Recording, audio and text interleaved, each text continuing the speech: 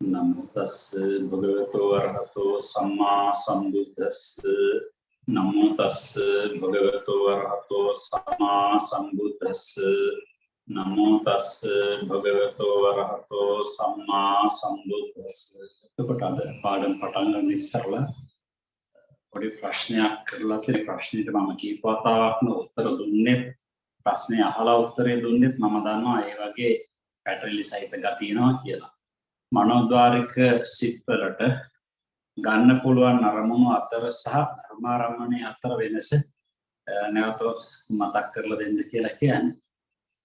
දැන් ආරම්මන රූපාරම්මන, ශබ්දාරම්මන, ගන්ධාරම්මන, රසාරම්මන, පොට්ටබ්බාරම්මන, ධම්මාරම්මන කියලා හයක් තියෙනවානේ. දැන් චක්ෂුවට චක්ෂුද්වාරය දැන් ద్వාර කියන චක්කුද්වාර, සෝතද්වාර, ගානද්වාර, වාග්ද්වාර, කායද්වාර, මනෝද්වාර කියන. එතකොට චක්කුද්වාරයට රූපාරම්මණය පමණයි. සෝතද්වාරයට සද්ධාරම්මණය පමණයි. ගානද්වාරයට ගන්ධාරම්මණය පමණයි. ජීවද්වාරයට රසාරම්මණය පමණයි. කායද්වාරයට පොට්ටබ්බාරම්මණය පමණයි. එතකොට මනෝද්වාරය කියලා කියන්නේ නාම ධර්මයක් කර්ම කරන්න පුළුවන් දොරටුවක් නේ. ඉතින් අපට පැහැදිලි ඔක මෙහෙම තේරුම් ගන්න. න්‍යායාත්මක පැත්තම ගොඩක් අපට තේරුම් ගන්න නිසා දැන් චක්කුද්වාරයට රූපේනේ වදින්නේ. අපි චක්කුද්වාරයෙන් චක්ෂු ප්‍රසාදයෙන් රූපේ දැනගන්නවා කියන එක මම කියන එක වැරදි කියලා. චක්කුද්වාරයට රූපය වදිනවා ස්පර්ශයෙන්. සෝතද්වාරයට ශබ්දේ ස්පර්ශ වෙනවා. ගානද්වාරයට ගන්ධේ ස්පර්ශ වෙනවා. ජීවද්වාරයට රසේ ස්පර්ශ වෙනවා. කායද්වාරයට පොට්ටබ්බේ ස්පර්ශ වෙනවා. වදිනවා. සියුම් ඝර්ෂණය වීමක් සිද්ධ වෙනවා. අපට ඔකේ කායද්වාරයේදී ටිකක් ගොරෝසුයි කියන එකත් අපට ඔබ කියලා දුන්න මුල්ම කාලවලදී. ඊළඟට දැන් මනෝද්වාරය කියලා කියන අරමුණු ගන්න පුළුවන් දෙයක්. දැන් චක්කුද්වාරයට රූපේ වදිනවා පමණයි දැනගන්න. නේද? සෝතද්වාරයට ශබ්දේ වදිනවා පමණයි දැනගන්න.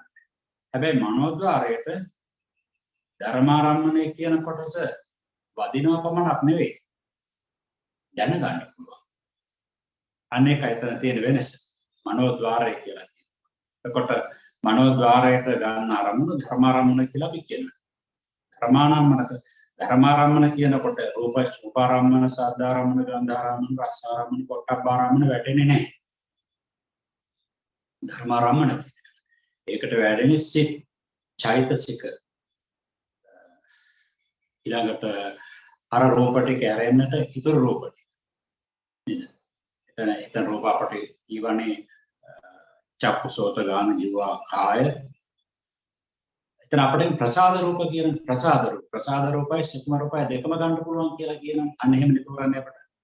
චිත්ත, චෛතසික, ප්‍රසාද රූප, සුක්ම රූප, නිර්වාණි, ප්‍රඥා. මෙන්න මේ ටිකනේ අපිට කියන්නේ මනෝද්වාරයට ගන්න අරමුණු ධර්මාරම්මන කියලා කියන්නේ එහෙමනේ. ධර්මාරම්මන මනෝද්වාරයට ගන්නවා කියලා කියන්නට එපා. ධර්මාරම්මන.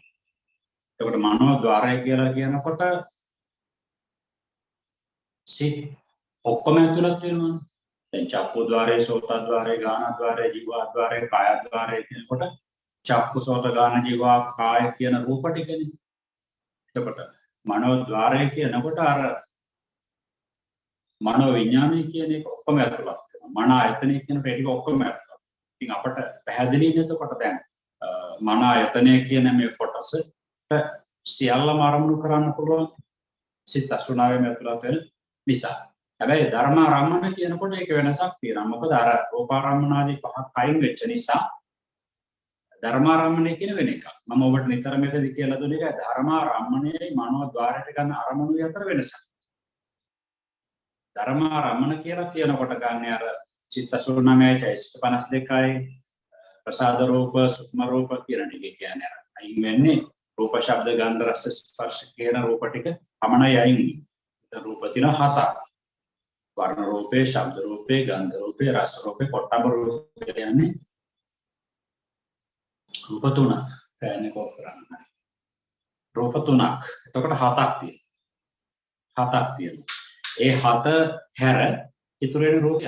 ඒක තමයි අපි ප්‍රසාද. ප්‍රසාද කියන්නේ චක්කුසෝත ගාන කිව්වා කාය. සුක්ම රූප කියලා කිව්ව අර ආපෝ ධාතු ආදී ඒතර රූප 16ක් තියෙනවා.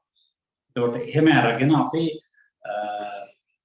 ධර්ම රම්මණයට යෙදෙන්නේ චිත්ත සිත් චෛතසික ප්‍රසාද රූප සුක්ම රූප නිර්වාණ ප්‍රඥා කොටස් වශයෙන් ගන්නතර පස්සේ එතන 6යි මනෝද්වාරයට ධර්ම ආරම්භණයට අතුලත් වෙන කොටස්. හැබැයි මනෝද්වාරයට කියලා ගන්නකොට මනෝද්වාරයට සිත් වලට ගන්න පුළුවන් නේ රූප ශබ්ද ගන්ධ රස ස්පර්ශ කියනවා තරමු කරන්න පුළුවන්. දැන් භාවනාවේ යෝගාවචරයේ කොහොමත්ම දන්නවනේ අරමුණු කරන්න බැරි දෙයක් නැහැනේ. අරමුණු කරන්න පුළුවන්. අන්න ඒ නිසායි ධර්ම ආරම්භණය සහ මනෝද්වාරයට අරමුණු වෙන අරමුණු කියන අතර වෙනසක් තියෙනවා කියලා අමලිකරණයට තෝරලා දෙන්නේ. අනේක තේරෙන්නට. එතකොට අපි වෙසක් පුරපසළොස්වක පොය දවස ගැන පොඩ්ඩක් අපිට මතක් කිරීමක් කරන්න. වෙසක් පුරපසළොස්වක පොය දවස දැන් මේ රටේ තියෙන වාතාවරණයත් එක්ක අපට කිසිසේත්ම විහාරස්ථාන වලට ගිහිල්ලා එක රාශි වෙලා කටයුතු කරන්න බෑනේ. සීල සමාධි ප්‍රඥා පුරා ගන්නට බෑනේ. අපේ කිරිතුලාගල රණසේනාසනේ සම්පූර්ණයෙන් උදේ 6 ඉඳලා රෑ 11 වෙනකම් වැඩසටහන කරනවා. මට ඔකේ විශේෂයෙන් අවශ්‍ය කරන්නේ හවස 6 ඉඳලා රෑ 11 වෙනකම් ප ဋ ාණ දේශනයක් තියෙනවා. ඒ ප ဋ ාණ දේශනේ අපි අර මාතලේ විහාරය කරපු විදිහට නෙමෙයි කරන්නේ. මේකේ අපි ලොකු විස්තරයක් කරනවා පූර්විකාවක් විදිහට ප්‍රවේශයක් විදිහට මේ ප ဋ ාණයට පූර්විකාවක් ඉදිරිපත් කරනවා. ඉදිරිපත් කරලා පැය 5ක දේශනයක් අපි කරනවා. ඒක කෙරෙන්නේ සම්පූර්ණයෙන්ම ප්‍රත්‍ය තුනයි අපි ගන්න. හේතු ප්‍රත්‍ය, ආරම්මන ප්‍රත්‍ය, අධිපති ප්‍රත්‍ය විතරක් ගන්නවා. හැබැයි මේ මාතලේ කරපු එකට වඩා ලොකු විග්‍රහයක්. මොකද මේ කාලයට වඩා අපි දැන් 12කට විතර වගේ පැත්තේ මේක අපි පැවැත්වුවේ. දැන් ඉතින් අපි උගන්ලා තවත් අපි පරිණත වෙලා ඉන්නවානේ. විශේෂ ප්‍රාගෝණියකුත් තියෙනවානේ. ඒ නිසා ඒවත් මුල් කරගෙන කට්ටියට පුළුවන් එතකොට අපි ඔය වැඩසටහන ආ විදිහට උදේ සිල් සමාදන් කරගෙන ඉඳලා භාවනා වැඩසටහන ඊට පස්සේ ධර්ම සාකච්ඡාව කරනවා. පස්සේ ධර්ම දේශනා ආදී වශයෙන් සුපුරුදු ආකාරයට කෙසේ නමුත් අර හවස 6 ඉඳලා 11 දක්වා කරන දේශනාව ගැනයි මට ඔබට අවධාරණය කරන්න අවශ්‍ය වෙනවා. මේ පණිවිඩයත් මතක් කරගන්න. අද අපි එදා ඔබට මම ඉඳලාම පෙන්නුවා දැන් ආය අන්තිම දෙයක් අවශ්‍ය කරන්නේ නැහැ. මොකද ඒක තුල ඒ නියන්තුර අනිත් ඒවා තියෙන අර චිත්තක්ෂණ වල අඩු එහා මෙහා යෑමක් පමණයි අද අපට මේ මහාන්තාරාමන චිත්ත වීතිය කියන එකේදී ඔබට තෝරලා දෙන්නට තියෙන්නේ. එහෙමනම් අපි මහාන්තාරාමන චිත්ත වීතියට එනවා. ඉතින් මහාන්තාරාමන චිත්ත වීතිය ඔබට අරක හොඳට තේරුම් ගියා නම් අති මහාන්තාරාමන චිත්ත වීතිය හොඳට තේරුම් ගියා නම් ඉඳලා පෙන්නවා සලකුණු කර පෙන්නවා ફોකස් කරලා පෙන්නවා හැම දෙයක්ම කළානේ. ඒක තේරුණා නම් මෙතන ප්‍රශ්නයක් වෙන්නෙම නැහැ. දැන් අපිට තියෙන මේ අනුසාරයෙන් ඉතුරු ටික කරගෙන යන්න. එතකොට චක්කුද්වාරික මහාන්තාරාමන චිත්ත වීතිය කියලා හඳුන්වනවා. අලුත් මුද්‍රණේ නම් 160 page number 160 160. ඒකේ බලන්න එක් ඔන්න දැන් කියන අපි එදත් මේක අපි තෝරලා දුන්නා. එක් චිත්තක්ෂණයක් ඉක්ම ගිය රූපය චක්ෂුෂට අරමුණු වීමයි. දැන් ඔය අරමුණු වීම කියන එක අර විදිහට තේරුම් ගන්න අරමුණු වීම නෙවෙයි ආපාතගත වීම ස්පර්ශ වීම කියලාම ගන්න. අරමුණු වෙන්නට බෑනේ චක්ෂුසාදයට කොහොමද අරමුණු වෙන්නේ? නාම වලටනේ අරමුණු වෙන්නේ. ඉතින් මේක අර පොදු විදිහට ඔය කියලා තියෙනවා. ඒකට කවුරුවත් දක්වන්න අවශ්‍ය කරන්නේ නැහැ.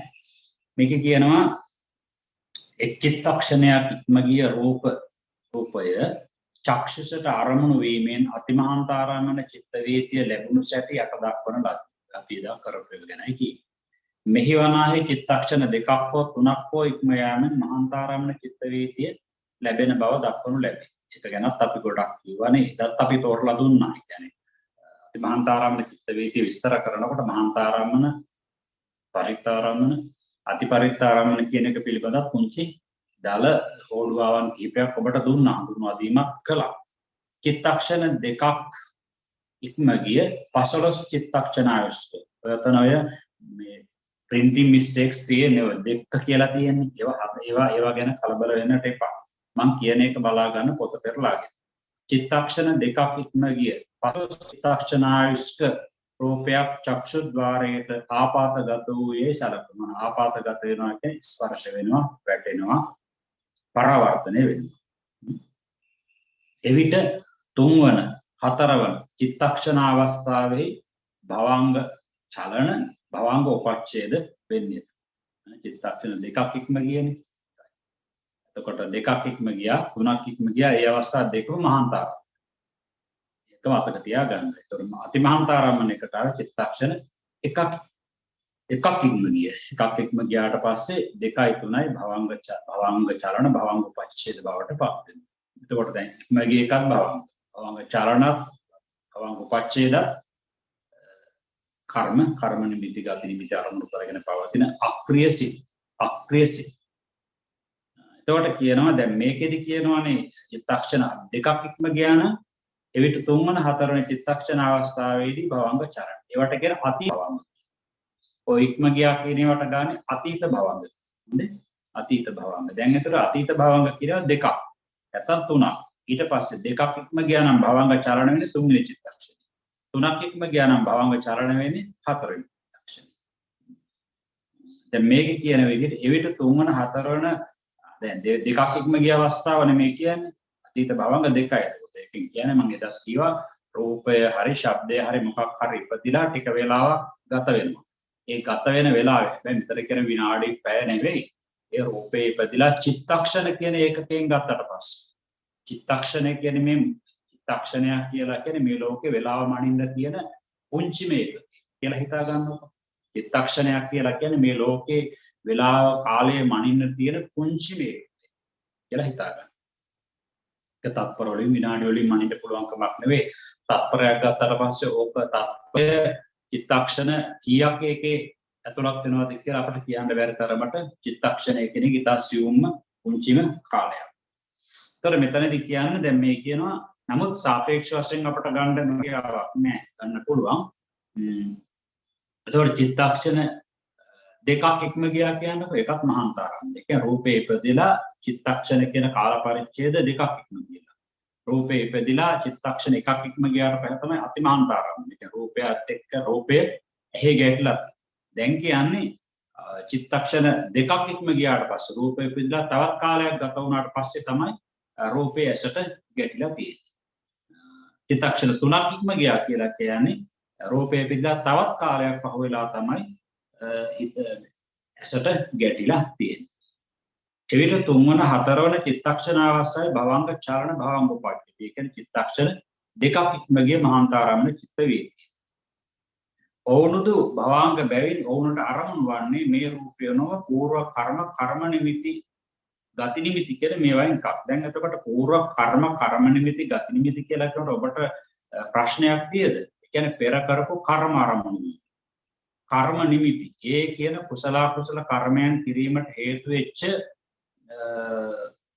නිමිති කරගත්තු උපකරණ සංකේතය. ඒකම දාන ආදියක් කරපු එකක් නම් අපි දාන උපකරණ දාන සකස් කරනවා ආදී වශයෙන් ඊට අදාළ වෙච්ච කාරණා. දාන චේතනාවට පෙරපසු වශයෙන් අදාළ වෙච්ච කාරණා සංකේත. ගති නිමිති කියලා කියනකොට අපි දන්නවා දැන් මනුලෝ අපි ඉපදුනා නම් අපට ඉතින් ඔය කියන ගති නිමිත්ත ඔය භවංග සිත් වලට වැඩ කරනවා නම් අනිවාර්යෙන් මෞකස මස්සදලි වාගේ දේවල්. හැබැයි දැන් ඔබට එහෙම කියලා මේක දැනෙන්නේ නැහැ. මට දැන් කර්මයක් අරමුණා අතීතේ කරපු කර්මයක් කර්ම නිමිත්තක්. එහෙම දැනෙන්නේ නැහැ. මොකද එහෙනම් දැන් නිින්ද කියලා ඉන්නේ පැය ගන්න. පැය ගණන් නිින්ද කියලා යනකොට මේ කර්ම නිමිති ගති නිමිති තමයි අරමුණ දැනෙනවා. දැනෙන්නේ නැහැ. යසියුම් විපාක. ඒක සාන්ත භාවයෙන් නිරුද්ධ වෙලා යනවා.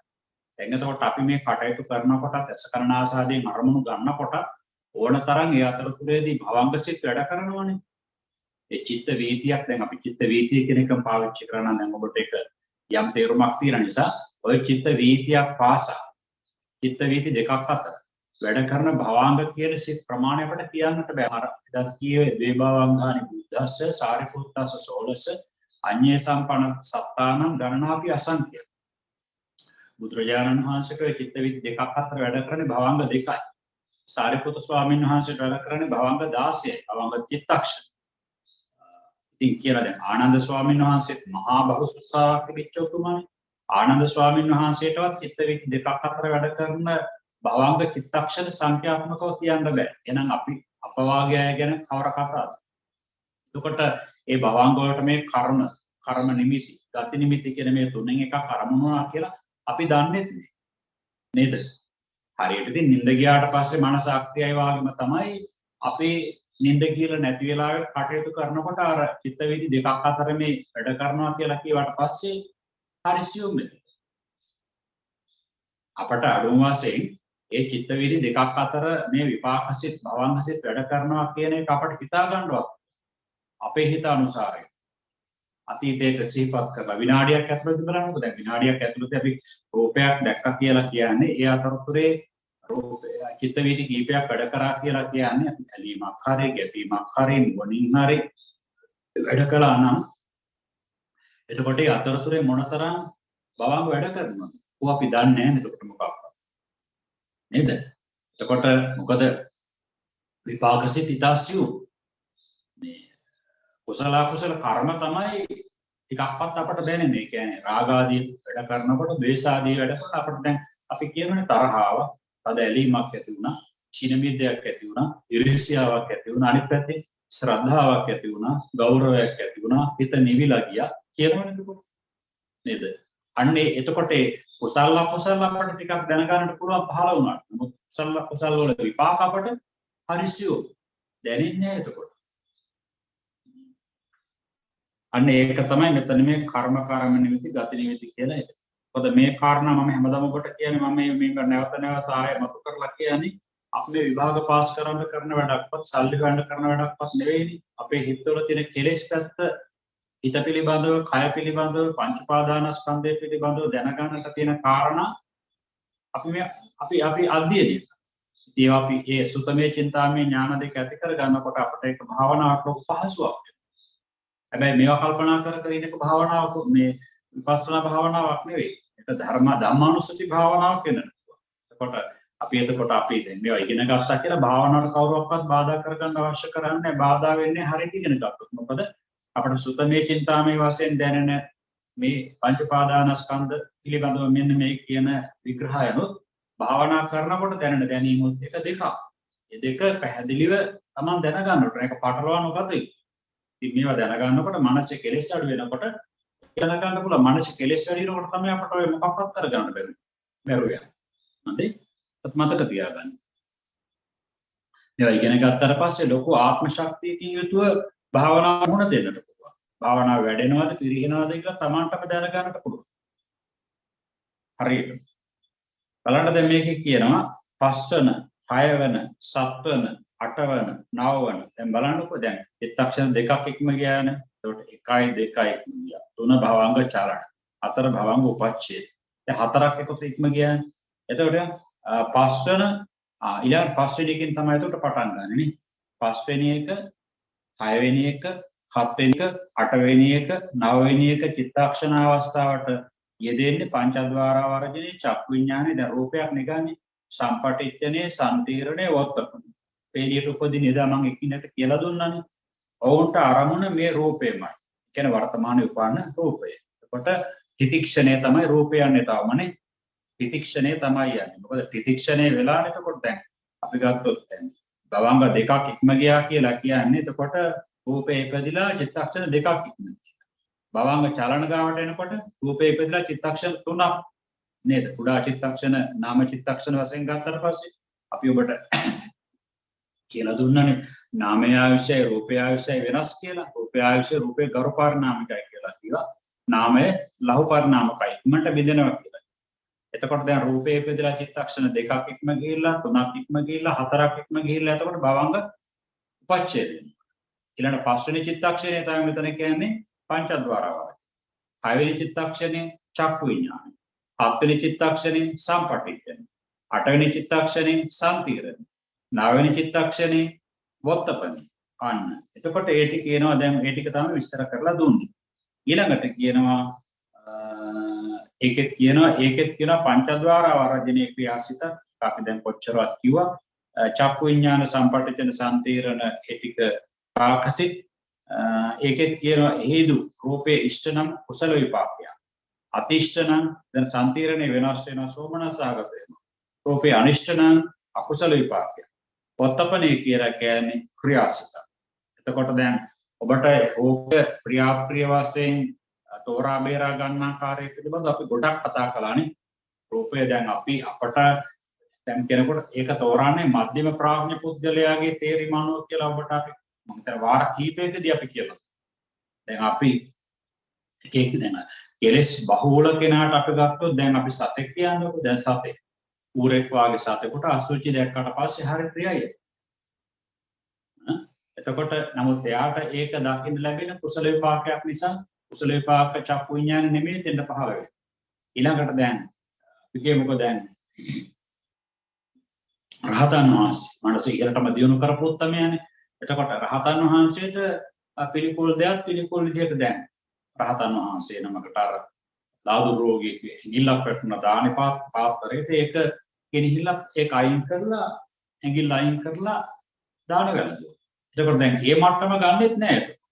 එහෙනම් ගන්නෙ මධ්‍යම ප්‍රඥාගේ තේරීම අනුව. දැන් උතන තිරසන් සතාම ගන්නට අවශ්‍ය කරන්නේ දැන් සමහර පුද්ගලයෝ ඉන්නේ. සමහර පුද්ගලයෝ ඉන්නවා අර විදිහටම මේ රාගය බහුලයි, ද්වේෂය බහුලයි, මෝහය බහුලයි ස්වභාවය. එතකොට එයා ගන්න විදිහට අරගෙන හරියන්නේත් නෑ. එතකොට අර මෙතන ගන්නට ඕනේ මේ සසරත් ගොඩක් අකුසල් දුරු කරලා තියෙන මධ්‍යස්ථව ගොඩක් හිතන කෙනෙක් සම්බන්ධ කරලා තමයි ගන්න වෙන්නේ. ඒ කියන්නේ කෙලස් ටිකක් අඩු. කෙලස් දුරු කළමත් නෙවෙයි, කෙලස් වලින්ම ආතුර වෙච්ච කෙනෙකුත්, ඔද්දල් වෙච්ච කෙනෙකුත් නෙවෙයි. සාමාන්‍ය මට්ටමේ. මහත්මා ගතිය තියෙන, වැදගත්කම තියෙන, ලද බොළඳ ගම් වලට යන්නේ නැතුව, අනිත් පැත්තෙන් පොඩි දෙයකට කිපෙන්නේ නැතුව, අන්න ඒ වගේ එහෙම ගත්තට පස්සේ මධ්‍යම ප්‍රඥා කියලා ගන්න පුළුවන්. අන්න ඒ වගේ කෙනෙක් ගත්තට පස්සේ එයා සාමාන්‍යයෙන් එතකොට දැන් අර දැන් බුදුරජාණන් වහන්සේ උනත් දැන් ඔය රූපේ, ශබ්දේ, ගන්ධේ, රසේ, ස්පර්ශේ තෝරනකොට මධ්‍යම ප්‍රඥා තෝරන ක්‍රමයේදී උන්වහන්සේ දේශනා කරන්නේ. දැන් අපි රූපයක් ලස්සන කියලා ගත්තොත් එහෙනම් අපි කියමු දැන් පිරිමිහාට ගැහණු කෙනෙක්, ගැහණියට පිරිමි කෙනෙක්. එතකොට බුදුරජාණන් වහන්සේ තෝරන විදිහ බලන්නකො. අවුරුදු 17ක 16ක විතර වගේ ගැහණු දරුවෙක් වඩා මිටි නොවු, වඩා උෂ්ණ වූ, වඩා මහත් නොවු, වඩා කෙට්ටු නොවු, වඩා කළු නොවු, වඩා සුදු නොවු. එතකොට අන්න ඒකයි එතකොට ප්‍රිය රූපය. අන්න ඒ වගේ එකක් එතකොට අන්න ඒ වගේ රූපයක් දකින්න ලැබෙන්නේ එතකොට කුසල විපාක. දැන් ශබ්ද ආදියත් එහෙමයි. දැන් ඇතම් කෙනෙකුට ශබ්ද නිකන් සමහර ලාවට ගෑනු හඬකුත් නෙවෙයි, පිරිමි හඬකුත් නෙවෙයි. දැන් ඔය කලාකාරයන්ගේ දැන් අයගේ තියෙන්නේ ඒවා ගෑනු හඬකුත් නෙවෙයි, පිරිමි හඬකුත් නෙවෙයි. අමුතුම හඬක් ඒවා. දැන් ඒ හඬව ගත්තට පස්සේ ඒකට ප්‍රිය යම් පිරිසක්. හැබැයි එහෙම කියලා එයාට ඒ ශබ්දය ඇහෙන්නේ කුසල විපාක සෝත විඥානයක් නෙමෙයි එතනදී පහළ වෙන්නේ. අන්න ඒකයි. ඒකට දැන් සමහර කෙනෙකුට සමහරට ඊටාම අර ගොරෝසු හඬ සමහරට එයාට ප්‍රිය වෙයි. ඉතින් ඒ නිසා එහෙම ගන්නට බෑ එතකොට. එතකොට ඒ චරිතය අර කෙලෙස් වැඩිකම නිසා තමයි අර විදියට වෙන්නේ. එතකොට එයා ගන්නට ඕනේ අර මිහිරි හඬ කියලා ගන්නකොට සාමාන්‍යයෙන් බුද්ධිමන්ත කෙනෙක් ඒ පිළිබඳව හොඳට අධ්‍යයනයක් කරලා තියන අය ඒ විදිහට ගන්නකොට ගත්තට පස්සේ එතකොට තමයි එතනදී ගන්න අපි ඒක කුසල විපාකයක් මෙයාට සෝත විඥානයේ කුසල විපාකයක් කියලා ගන්න ඒ විදිහට. ඊළඟ ගන්ධයත් ඒ වගේ, රසයත් ඒ වගේ, ස්පර්ශයත් ඒ වගේ තමයි ගන්න. ඒක පුද්ගලයෙක් සම්බන්ධ කරලම නෙමෙයි. අර මේ බාහිරයක් සම්බන්ධ කරලා වුණත් ඒක ගන්නට පුළුවන්. දැන් සමහර වෙලාවට ගත්තොත් මම ඔබට කොච්චරක් කියලා දැන් කෙනෙකුට දැන් අපි ගන්න කහ පාට, රතු පාට. සමහරලාට ඒගොල්ලෝ කැමති. හැබැයි ඒක නෙවෙයි මම ඔබට කියලා දුන්න දැන් ඔය ඉස්සරහට මම කියලා දුන්න දැන් අපි කෝවිලකට යනකොට බලන්න අරමෝසන් නේද? ඊළඟට සමහර විහාරස්ථාන වලට යනකොට බලන්න මේ පාටවල කිසිම ගැළපීමක් නැහැ. ඊළඟ මුස්ලිම් පල්ලියකට යනකොට බලන්න කිසි ගැළපීමක් නැහැ. හැබැයි ඔබ බලන කතෝලික පල්ලියකට යනකොට කතෝලික පල්ලියකට යනකොට බලන්න කතෝලික පල්ලි හැම එකකම තියෙනවා ක්‍රමයක්. දස්කොලන් වල ඒ පාට ගත්තොත් අලු පාට වාගේ ලා පාටක් ගාලා නේද? තනකොළ වවල අන්න බලන්න මේ දැන් මේ ගොඩනැගිලි වල උනත් ඒ ගොඩනැගිලි වල උනත් තරහ සැලැස්මක්. ඔක ප්‍රසිද්ධ දියුණු රටවල් වලට යනකොට ওই ලක්ෂණය තියෙනවා. දැන් ඕස්ට්‍රේලියාවට වගේ යනකොට හොඳට පේනවා ස්කීම් එකක් ගත්තට පස්සේ ඊවල මාණ්ඩියම පාට ගත්තත් හැඩේ ගත්තත් මේ මෙෂර්මන්ට් ඔක්කොම 90%කටත් එක විදිහට තියෙනවා. අර ඒව දැක්කට පස්සේ අර මධ්‍යස්ථ කෙනාට ඒකට කැමතියි. බුද්ධිමත්. ඒකනේ බුද්ධිමන්තාය ඒ තැන් වල ඉන්න ඕන කියන්නේ ප්‍රධාන තැනක් ගන්නකොට ඒ තැන මේ මැනේජ්මන්ට් එක හරියට යන්නට බුද්ධිමන්ත කෙනෙක්. විහාරස්ථානයක් වුණත් ඒ වගේ. මේ පාට දැන් සමහර බලනකොට දැන් ටයිල්ස් කරලා තියෙනවා ඒවා ටයිල් එක ගැලපෙන්නේ නැහැ දාලා තියෙන කර්ටන් එක. කර්ටන් එක ගැලපෙන්නේ නැහැ පුටු සෙට් එකේ පාට. පුටු සෙට් එකේ පාට ගැලපෙන්නේ නැහැ බිත්ති වල ගාලා තියෙනවා. ඔය වගේ හරියම එතකොට ඒක අන්න එක තමයි කියන්නේ දැන් අර සාමාන්‍යයෙන් අර බුද්ධිමන්ත කෙනෙක් ඉන්නකොට එහෙම නැහැ. එයා දන්නවා එතකොට ඒකේ මධ්‍යස්ථ තත්ත්වයේ තෝරා ගන්න ආකාරය දන්නවා. ඒ නිසා ඒවට අර කියන ලීඩර්ෂිප් එකක් හැමතැනටම අවශ්‍ය කරනවා. ඕවා මේ ධර්මයත් එක්කලා ඔහම ගත්තාට පස්සේ සම්බන්ධයි. ඔබ තේරුම් ගන්න. දැන් ඔබ ගෙදරක උනත් ඒ වගේනේ. දැන් බලන්න කොහොමදටම තේරුම් අරගෙන දැන් වාහනයක් බලන්න. දැන් වාහනයක් එනකොට වාහනේ සයිඩ් කණ්ණාඩිය වල මෙෂර්මන්ට් එක තියෙනවා නේද? සයිඩ් කණ්ණාඩියේ තියෙන හැඩයම තියෙනවා ලයිට් එකේ. ඊළඟට ඒකේ වාහනේ හැඩයටම තමයි ඒ ටික සකස් කරගන්නේ. ඊට පස්සේ සමහර වාහනේ ටයර් ටිකටත් එහෙම තියෙනවා. වාහනේ ඔය ගොඩක් දේවල් වලට ඒ ක්‍රමයේ තියෙනවා. ඒ කියන්නේ අර එක ක්‍රමයකට සකස් වෙලා. ඒ තැන් වල ඉන්නේ ඒවා නිෂ්පාදනය කරන්න හැකියාව ලැබෙන්නේ මහා ඒ කියන ටෙක්නොලොජි එක ලැබිලා තියෙන පින්වත්නි සසර ලොකු පිනකොත් එක්කනේ. නිකන් නෙමෙයිනේ. නේද? ඒතර ඒත් එක්කලා ඒගොල්ලෝ අර දානවා එතකොට බහුතරයකගේ චිත්තාකර්ෂණය දිනාගන්නේ කොහොමද කියලා දානවා. ඒ නිසා ඔන්නෝම තමයි මධ්‍යම ප්‍රඥා රූපේ ශබ්දේ ගන්ධේ රසේ ස්පර්ශ ආදී මේවා තෝරනකොට මධ්‍යම ප්‍රඥා තෝරන ආකාරයම තමයි අරගෙන මෙයාට මේ රූපය නිසා කුසල විපාක චක්කු විඥානය පහළ වුණේ මෙයාට මේ ශබ්දේ නිසා කුසල විපාක සෝත විඥානය මේකෙදී අකුසල විපාක චක්කු විඥානය ආදී වශයෙන් තෝරන්නේ ඔන්න ඔය කියන මධ්‍යම ප්‍රඥාගේ තේරීම අනුව. කෙලෙස් බහුලම කෙනා අනුව ගන්නෙත් නෑ කෙලෙස් නැසපු කෙනා අනුව ගන්නෙත් ඒක ඔබට වඩා තේරුම් ගැනීමට හැමතැනටම මේක අවශ්‍ය නිසා ඒ කාරණා ටික අපි කියලා. ඒතර අතිෂ්ඨාරම්මණය කියනකොට ඒ විදිහට ඒක තේරුම් ගන්න ඒක විශ්කෘතයක් අවශ්‍ය කරන්නේ නැහැ. ඔන්න කියනවා ජවන් වෙන අවස්ථාව චිත්ත වීතියේ මේ මහාන්තාරම්මන චිත්ත වීතිය.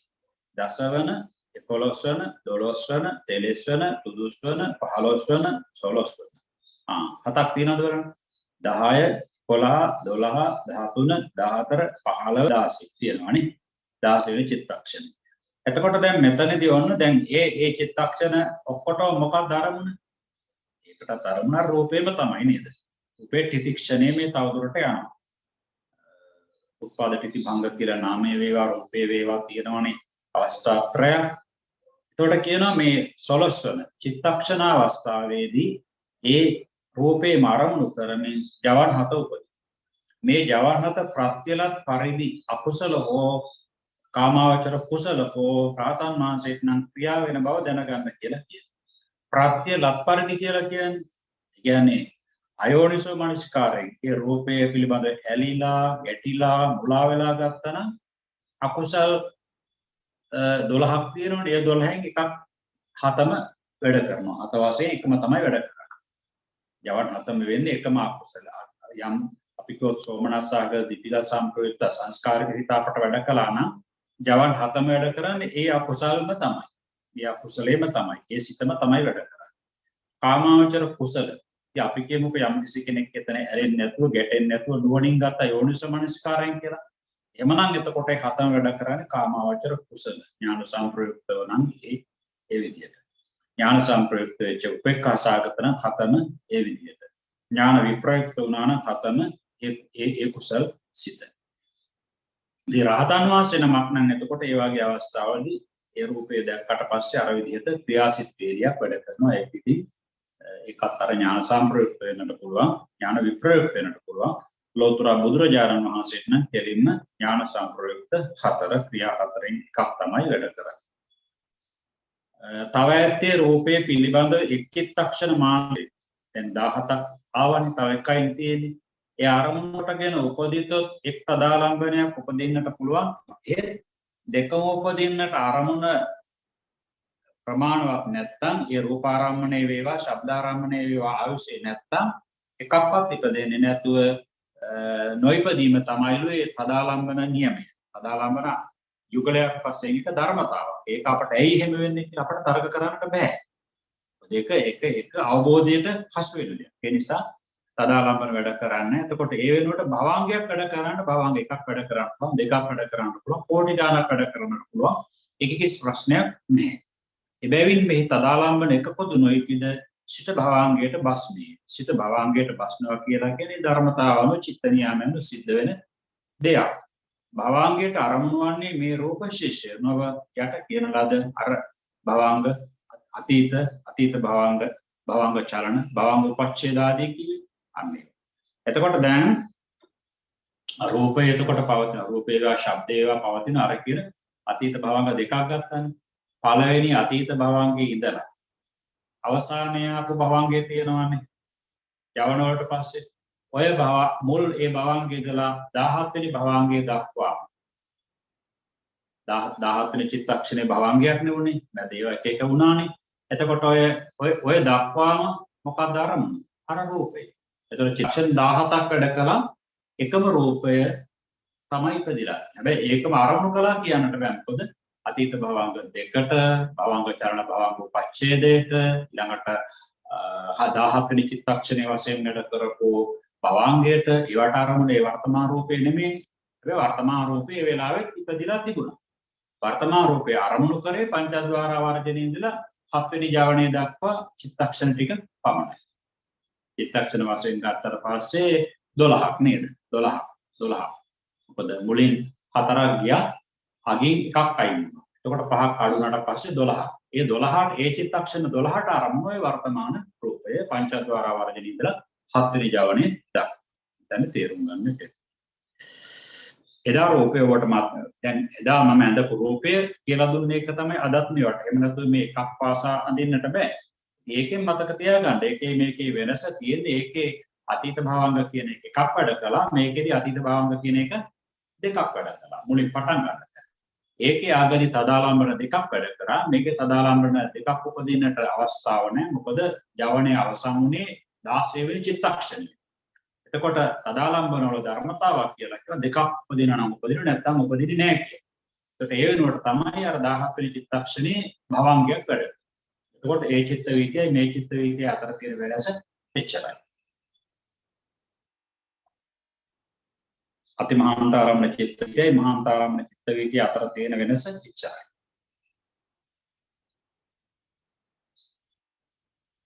තව ඇත්තේ රූප ඒක කීවා අපට. තදාලම්බන නොයිපිද යවන වලින් අවසන් වන බැවින් මේ චක්කුද්්වාරික මහාන්තාරම්භ චිත්ත වීතිය කියලා කියනවා. එතකොට ඒ ක්‍රියාකාරීත්වය අනුව තමයි මේ නම ලැබුණේ. එතකොට ඔතන චක්කුද්්වාරික මහාන්තාරම්භ චිත්ත වීතිය වගේම සෝතද්්වාරික මහාන්තාරම්භ චිත්ත වීතිය, ගාහනද්්වාරික මහාන්තාරම්භ චිත්ත වීතිය, ජීවාද්්වාරික මහාන්තාරම්භ චිත්ත වීතිය, කායද්්වාරික මහාන්තාරම්භ චිත්ත වීතිය කියලා තව එනවා. මේ රූපය අරමුණු කරපු නිසා මේතෝනේ ශබ්දේ ගන්ධේ රසේ ස්පර්ශය අරමුණු කරගෙන තර අතිමහාන්තාරම්භ චිත්ත වීතිය වගේ මහාන්තාරම්භ චිත්ත වීතිය වෙනවා. යෙදෙනවා. එහෙයින්ම මෙයට ජවන වාරය කියලා.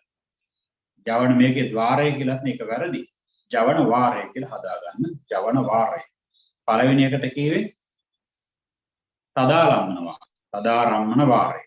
අතිමහාන්තාරම්භ චිත්ත වීතිය කියවේ තදාලම්බන වාරය. කියන්නේ තදාලම්බන චිත්ත වීතිය අවසන් වුණු නිසා දැන් මේකේ අවසන් වුණේ ජවනේ. නෑ. ඔව් එහෙම තමයි. මේකට ජවන වාරය. ජවන ద్వාරය නෙවෙයි. ඊළඟට බලන්න අවසානයේදී තලුමරා ගිනීම හැර සෙසු සියල්ල අඹුම්මාවේ කියපු ආකාරයෙන් දැනගන්න කියනවා මිනිහක. ඉදිරියට තියෙන ගහක් යට බුදියාගෙන හිටපු කතාවක් කියවේ අපට අන්න ඒකයි. එතකොට මේකේ කියනවා මේ මහාන්තාරම්භ චිත්ත වීතිය ඇඳලා පෙන්නනවා. ඔන්න බලන්න අපි කියපු ටික තමයි මේකේ ඇඳලා තියෙන්නේ. හැබැයි මේකේ බලන්න අර විදිහට මේ සංඛ්‍යාවයි යටින් එන උඩින් එන අකුරයි අතර වෙනසක් තියෙනවා. ඒවා හදාගන්න පේලියට මේකේ පේලිය ඉක්මවලා තියෙන දැන් බලන්න භවංග කියලා දෙකක් තියෙනවනේ. ඒ අතීත භවංග. ඒ දෙක හරි. භවංග චලන 3. ඒක හරි. භවංග උපච්ඡේද ඔන්න පැනලා හරි. ඡේයන්න තියෙනවා දකුණට ගිහිල්ලා 4 තියෙනවා වම් පැත්තේ. ඊළඟට බලන්න පංචද්වාර වර්ජනය කියනකොට ඒක තියෙනවා දකුණට ගිහිල්ලා 5 තියෙනවා යට. චක්කු විඥානයක නම් හරි. සම්පටිච්ඡනේ 7 හරි. සම්තීරණේ 8 හරි. වොත්තපනේ 9 හරි. එතකොට පළවෙනි ජවනයේ 10. ඔන්න දෙවෙනි ජවනයේ බලන්න 11ක් එක්කලා 11 දකුණට ගිහිල්ලා දෙවෙනි ජවනයේ කියන ජයන වමට. ඊළඟට ඒ වගේම 12 ගිහිල්ලා දකුණට තේලියට නෑ තුන්වෙනි ජවනයේ කියන එක තියෙනවා වමට. ඊළඟට 13 තියෙන අංකයේ ජවනයේ තියෙන 12ක්. නිසා හදා ගන්න. ඊළඟට 14 වෙනි එක තියෙනවා ජවනයේ තියෙන ටොනයකට ජවනයේ තියෙන 13ක්. ඊළඟ 15 වෙනි චිත්තක්ෂණයේ ජවනයේ කියන එක තියෙන ටොන එකකින් 14ක්. ඊළඟට 16 වෙනි එක කොහෙද තියෙන්නේ? 15ටත් මෙහාට. 17 වෙනි එක තදාරම්මනේ බලන්න තයන්න කොහෙද තියෙන්නේ? 17 තියෙන්නේ කොහෙද? 17 තියෙන්නේ භවංගේ. ඒ නිසා ඒවා හදා ගන්නට ඕනේ. ඉතින් මේවා මේ මුද්‍රණ දෝෂ මේවා ඉතින් මුද්‍රණය කරන තැන්වල ඉන්න වගකියොත් එක්ක බලා ගන්නට ඕනේ. එක්කෝ මේවට මොකක් හරි තියෙන්නට ඕනේ. මේ විකාර කරන්න ගියාට පස්සේ ධර්මයේ ඉගෙන ගන්න ආධුනිකයෙක් ලොකු වෙහෙසක්. අමතර බොරු වෙහෙසක්. ඉතින් මම ඒකයි ඔබට ඔය කියලා දෙන්නේ. ධර්ම ගෞරවයක් නැතුව අකුරන්න ගියාට පස්සේ ඔක තමයි වෙලා. ධර්ම ගෞරවයක් නෑ ධර්මඥානය. ඊළඟට බලන්න ඒක නිවැරදි මේ විදිහට හදාගන්න. චිත්ත වීති ඔබ අඳිනකොට ඒ විදිහට හදාගන්න. ඒ කියන්නේ පළවෙනි භවංගයේ 1, දෙවෙනි භවංගයේ 2, භවංග චලන 3, භවංග උපච්ඡේද හරියට හදාගන්න 4, පංචද්වාර වර්ජනේ හරියට හදාගන්න 5, චක්කු විඥානය 6, සම්පටිච්ඡනේ 7, සම්තීරණේ 8, වොත්තපනේ 9, ජවන් ටික එන්නට ඕනේ. ජවන් 1 2 3 4 5 7 එනකොට ජවන් ටිකට අංක එන්නට ඕනේ 10 11 12 13 14 15 16 7යි ඒ 7 එන්නට ජවන්. නමුත් මේකේ දැන් බලන්නකො 16 තියෙන්නේ තදාරම්මනේ. 16 වෙනි අංකයේ තියෙන තදාරම්මනේ. ඒ නිසා ඒව හරියට ලියලා ඉවරට හදාගන්න ලියලා ඇඳලා හදාගන්න. අවසානයේ තදාලම්බන එකක් උපදින්න රූපයේ ආවිෂ ඇතිව එය නොයිපිද භවංග වූ හැටි මේකෙන් දැනගන්න කියලා. යටින් කුඩා ඉරි කැබලි භවංගයන්ගේ අරමුණ දක්වනු සඳහායි. කුඩා ඉරි කැලි බලන්න භවංග උපච්ඡේදය දක්වා ඒ පැත්තෙන් දික් වෙලා තියෙනවානේ. අනිත් පැත්තෙන් බලන්න දකුණු පැත්තෙන් 17 වෙනි භවංගය දක්වා ඇදිලා තියෙනවානේ. ඒකෙන් කියන්නේ භවංග වැඩ කරන්නේ මේ ඒ කියන චිත්තක්ෂණ 5ක් තියෙනවානේ. ඒ චිත්තක්ෂණ 5ට මුලින් 4යි අගින් භවංග 1යි. ඒවට අරමුණ වෙන්නේ කර්මාදී අරමුණු මිසක මේ කියන වර්තමාන රූපය හෝ ශබ්දය හෝ ගන්ධය හෝ රසය හෝ ස්පර්ශය හෝ නොවේ.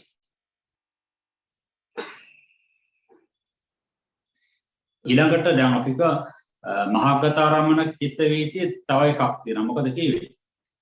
චිත්තක්ෂණ 2ක් ඉක්ම ගියා වුද? චිත්තක්ෂණ 3ක් ඉක්ම ගියා වුද? රූප ශබ්ද ගන්ධ රස ස්පර්ශ චක්කුසෝත ආදියට වැටුණාට පස්සේ උපදින ඒ වාර දෙකම අවස්ථා දෙකම මහාන්තාරම්මන කියලා.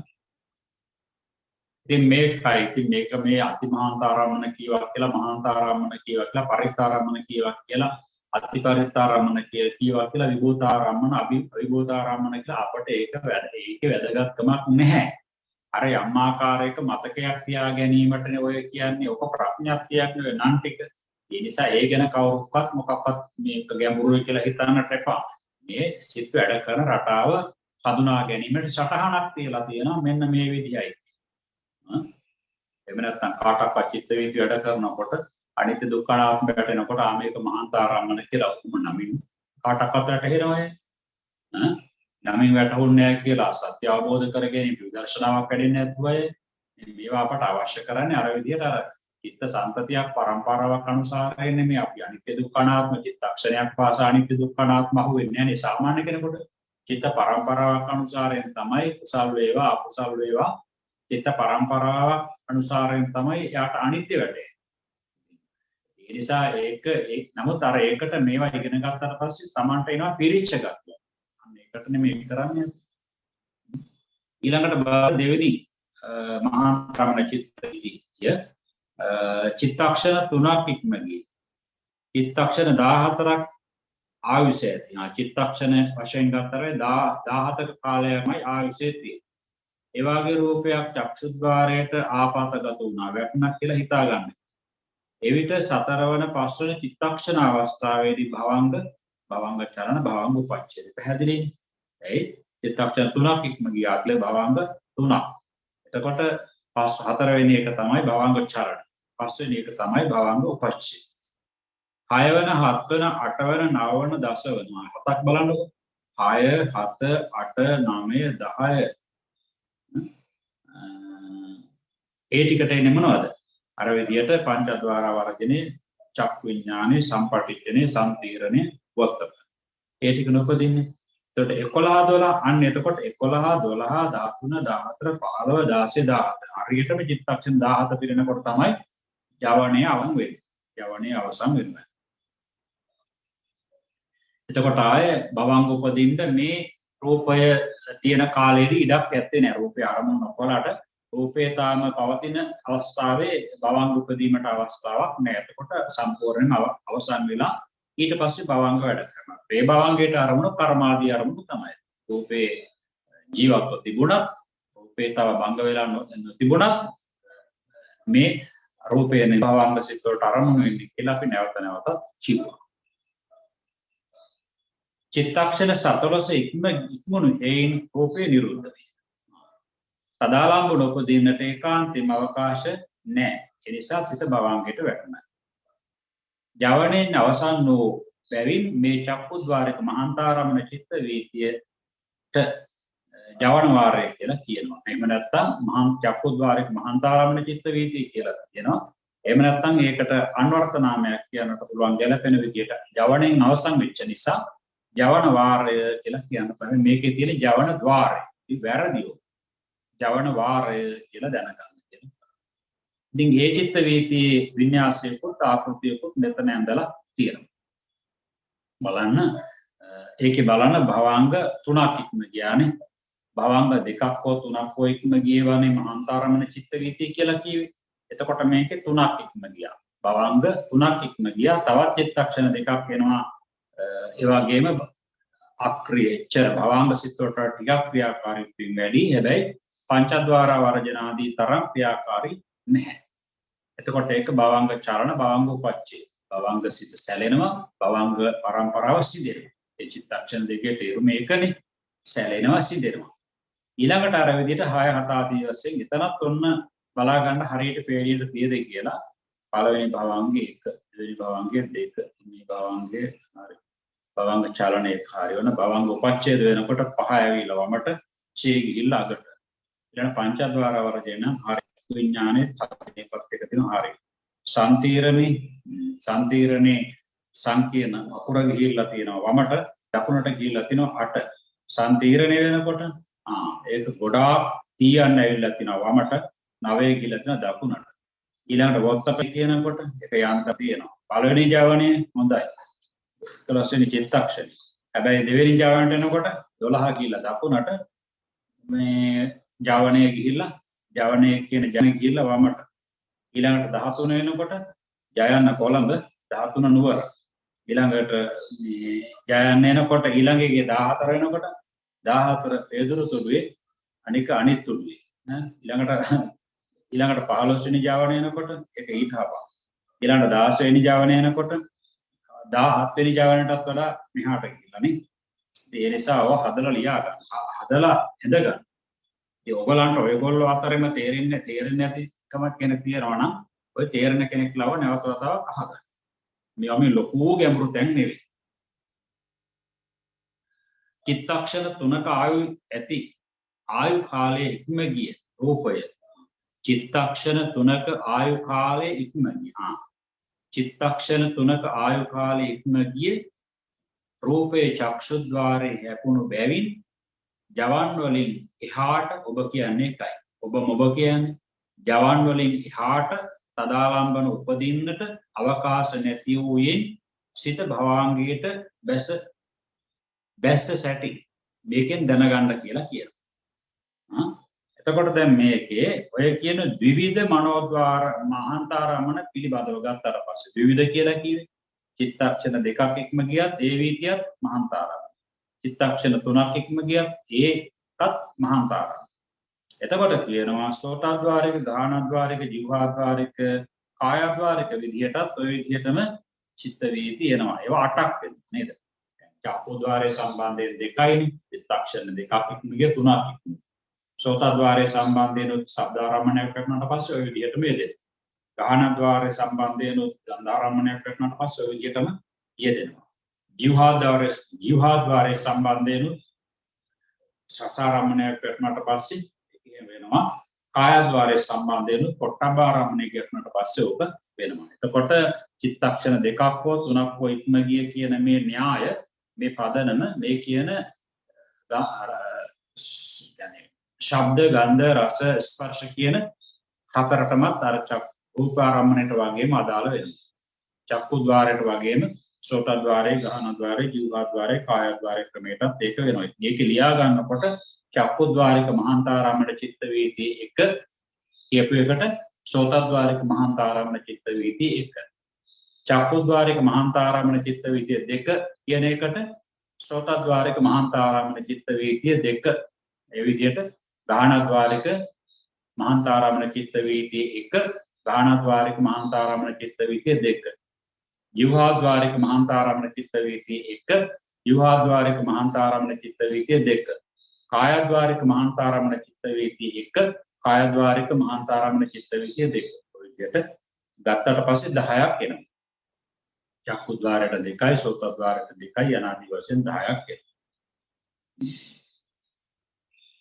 ඉතින් මේ තියෙන්නේ එකයි. ඔන්න ඒ විස්තරය අපි කිව්වා ඔබට.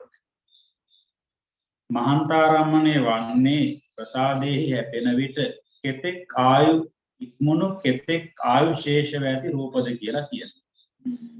කියන්නේ චිත්තක්ෂණ දෙකක් හෝ තුනක් හෝ ඉක්ම ගිහිල්ලා චිත්තක්ෂණ 14 ඉඳලා ආයුෂ තියෙන 14ක් හෝ 15ක් හෝ ආයුෂ තියෙන රූප 15ක් හෝ 14ක් හෝ ආයුෂ කාලයේ තියෙන රූප. මහාන්තාරාමන චිත්ත වීති කී ආකාරද? දස ආකාරයක් වෙනවානේ. චක්කුද්වාරයේ සම්බන්ධයෙන් නම් මහාන්තාරාමන කෙටියෙන් ගත්තොත් චක්කුද්වාරයේ සම්බන්ධයෙන් නම් 2යි, සෝතද්වාරයේ සම්බන්ධයෙන් 2යි, ගාහනද්වාරයේ සම්බන්ධයෙන් 2යි, ජීවහාද්වාරයේ සම්බන්ධයෙන් 2යි, කායද්වාරයේ සම්බන්ධයෙන් 2යි. රූපේ පිළිබඳ වින්‍යාසයක් ඇඳලා පැහැදිලි කරන්න කියලා දැන් Tamanට කියනවා. දැන් රූපේ කියන රූපයක් ඇඳිල්ලක් නෑ නේද? මෙහා පැත්තේ තියෙන එක විදිහට ඉරක් ගහලා නේද? ක්‍රියාකාරී සිත් ටිකට විතරක් ඉඩ තියලා අනිත් දෙතැනින්ම මුලින් පටන් ගන්න භවංග අතීත භවංග 2, භවංග චලන භවංග උපච්ඡේද දෙක කියන ඒ ටිකට වෙනම ඉරක් ගහනවා. ඒක ඒවට අරමුණු වෙන්නේ වර්තමාන රූපේ නොවන නිසා. ඊළඟ අනිත් පැත්තෙන් ගන්නකොට දැන් මේක මහාන්තාරාමන පළවෙනි වීතියේ නම් අගෙන් එන භවංගයක් ඒකටත් අරමුණ වර්තමාන රූපේ නෙවෙයි. ඒ නිසා එතෙන්ද පිළිකැලක් ගහලා මැද පංචද්වාර වර්ජනයේ ඉඳලා 16 වෙනි ජවන අවස්ථාව දක්වා හිස්ස තියලා ඒ ටික තමයි මේ රූපය අරමුණු කරගෙන පහළ වෙච්ච චිත්තක්ෂණ කියලා දැනගන්නට ඇඳ ගන්න කියලා කියනවා. මහාන්තාරාමනේ තදාලම්බන නූපදිනේ කිම? මහාන්තාරාමනේ උපදිනවා නම් තදාලම්බන ඉපදීමට එක චිත්තක්ෂණයක් වෙන 17 වෙනි චිත්තක්ෂණය. නමුත් මේ තදාලම්බන වලට තියෙන නියමයක් තමයි ධර්මතාවක් තමයි දෙකක් චිත්තක්ෂණ දෙකක් උපදිනවා නැසක එකක් උපදින්නේ නැහැ කියන ධර්මතාවක් තියෙනවා. ඒක ඉතින් මගෙන් අහන්න එපා ඒ කියලා බුදුරජාණන් වහන්සේ මුණ ගැහිච්ච වෙලාවක පුළුවන් නම් අහලා බලන්න.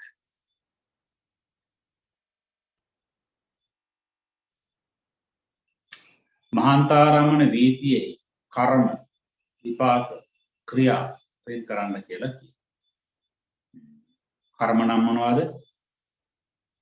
ජවන හතනේ. විපාකන මුලින් අතීත භවංග දෙකක් විපාක. භවංග චලනත් විපාක.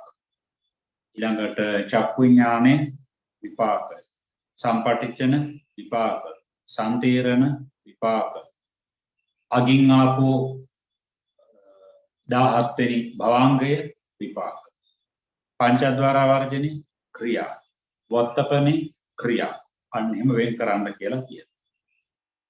මේට නාමාන්තරයක් කියන්න කියන මොකද්ද? ජවන වාරය. ජවන වාරය කියලා නේ.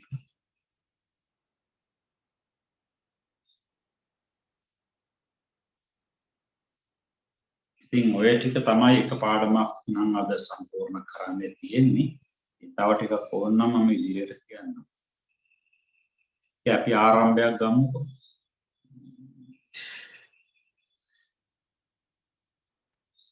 චක්කුද්වාරික පරිත්තාරමන චිත්ත වීති. දැන් අපට අතිමහාන්තාරාමණයකේ කීවේ රූපේ ඉපදිලා එක චිත්තක්ෂණයක් ඉක්ම ගිය. මහාන්තාරාමණයකේදී කීවේ චිත්තක්ෂණ දෙකක් ඉක්ම ගියා වූද තුනක් ඉක්ම ගියා වූද රූප ඇසේ ගැටීමෙන් පහළ වෙන වීති. ඒවා මහාන්තාරාමණය. දැන් ඊළඟ අවස්ථාව බලන්න චක්කුද්වාරික පරිත්තාරමන චිත්ත වීති. ඒකෙදි කියනවා චිත්තක්ෂණ දෙකක් හෝ තුනක් ඉක්ම ගිය රූපය චක්ෂුෂට ආපాతගත වීමෙන් මහාන්තාරම්ම චිත්ත වීති ලැබුණු සැටි දක්වන ලද. චිත්තක්ෂණ 4 පටන් 9 දක්වන 4 පටන් බලන්න කීයද? 4 5 6 7 8 9. මහාන්තාරම්මණයකේදී චිත්තක්ෂණ එකක් දෙකක් ඉක්ම ගිය තුනක් ඉක්ම ගියනේ ගත්තේ. දැන් මේකේ මොකද? මේකේ චිත්තක්ෂණ 4ක් ඉක්ම ගියා 5ක් ඉක්ම ගියා 6ක් ඉක්ම ගියා 7ක් ඉක්ම ගියා 8ක් ඉක්ම ගියා 9ක් ඉක්ම ගියා. ඒ ඔක්කොම මොකද කියන්නේ? පරිත්තාරමන චිත්ත වීතිය කියලා හඳුන්වනවා. පරිත්තාරමන චිත්ත වීතිය කියලා හඳුන්වනවා. එතකොට මොකක්ද ඒකේ සාමාන්‍ය අදහස? රූපේ ඉපදිලා බොහෝ වේලාවක් ගියාට පස්සේ චිත්තක්ෂණ වශයෙන් පැය ගණන් විනාඩි ගණන් නෙමෙයි. රූපේ ඉපදිලා බොහෝ වේලාවක් චිත්තක්ෂණ වලින් ගත්තට පස්සේ ඒ කුඩා මේකකේ කාලය මනින. ඒ චිත්තක්ෂණ වලින් ගත්තට පස්සේ වැඩි වේලාවක් ගියාට පස්සේ තමයි රූපය ඇසට ගැටිලා තියෙන්නේ. ඉතින් මේකයි දැන් මෙවුවා අපි දැන් ප්‍රායෝගික තලයට ගත්තට පස්සේ ඔබට මේක ලේසි නෑ. ඉතින් මේක නේද දැන් අපි කිව්වොත් එම රූපයක් ආපాతගත වුණා. නමුත් සිත් පහළ වුණේ නෑ. ඒක පරිත්තාරමන චිත්ත වීතියක්. කොහොමද දන්නේ? රූපයක් ඇස ගැටුන්නේ නැහැ. රූපයක් දැනගත්තේ නැත්නම් චක්කු විඥාන පහළ වෙලාම නැහැ. පහළ වෙලා නැත්නම් කොහොමද දැනගන්නේ? දැනගන්න බෑ. අපිට දලාදහසක් ඕන නම් කියන්නට පුළුවන්. දැන් මම මෙතන මෙහෙම පාඩමකයක ඉන්නවා කියන්නකො. දැන් මෙහෙම පාඩමකයක ඉන්නකොට අපි ඉස්සරහා පැත්තෙන් කවුරු හරි ගියා කියන්නකො. ඒකට දැන් එයා ගිහිල්ලා තියෙනවා. එතකොට දැන් අපි අහනවා මේ ඔයා දැන්ද ආවේ කියලා. එතකොට කියනවා මේ ඇයි මම ආම්බුර පොත කියනට එහා පැත්තේ ගියානේ කියලා. එතකොට දැන් අපි දැක්කලා නැහැ නේද? දැක්කලා නැහැ කියන්නේ චක්කු විඥාන සිත් පහළ වෙලා නැහැ. හැබැයි අපේ චක්ෂු ප්‍රසාදේ එයාගේ රූපේ වදින්නේ. හැබැයි චක්කු විඥාන සිත් පහළ වෙච්ච නිසා අපි දන්නේ ඉස්සරහින් ගියාද කියලා. දන්නේ නැහැ කියන්නේ දැනගත්තේ නැහැ. දැනගත්තේ නැහැ කියන්නේ දැන ගැනීමට හේතු වෙන චිත්තය කියන විඥානය කියන ශක්තිය පහළ වෙලා නැහැ. චක්කු විඥාන කියන ශක්තිය පහළ වෙලා නැහැ.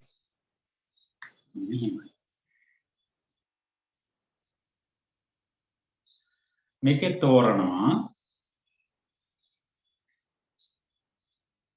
අන්න ඒ වගේ චිත්තක්ෂණ 4 ඉඳලා 9 දක්වා ඉක්ම ගිය රූප චක්ෂුෂට ආපాతගත වීමෙන් පරිත්තාරමන චිත්ත වීති ලැබෙන හැටි දක්වන්නම් කියලා. එතකොට පරිත්තාරමන චිත්ත වීති දැන් මහාන්තාරමන චිත්ත වීති චක්කුද්්වාරය සම්බන්ධයෙන් දෙකයි තිබුණේ.